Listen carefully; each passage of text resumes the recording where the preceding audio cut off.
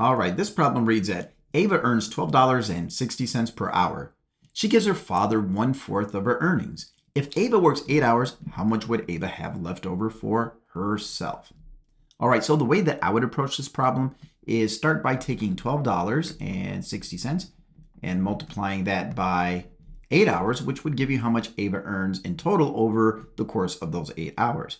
And then if we multiply that by 3/4, that would give us how much Ava gets to keep.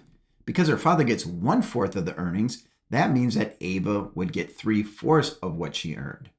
Now we have three numbers that we are multiplying here. And when it's all multiplication, you can go in any order that you wish. So I'm going to start by taking this 8 and multiplying it by 3/4. So let's put a 1 underneath this 8 so we can express this as a fractional value. And then we're going to take our numerators 8 and 3 and multiply those, and that gives us 24. And the denominators multiplied would give us a product of 4, and 24 divided by 4 is 6.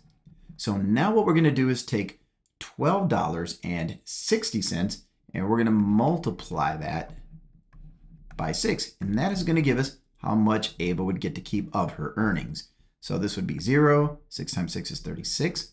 Carry the 3. 6 times 2 is 12. Plus 3 is 15. We carry the 1. And 6 times 1 is 6. Plus 1 more is 7. So Ava would get to keep $75.60 of her earnings.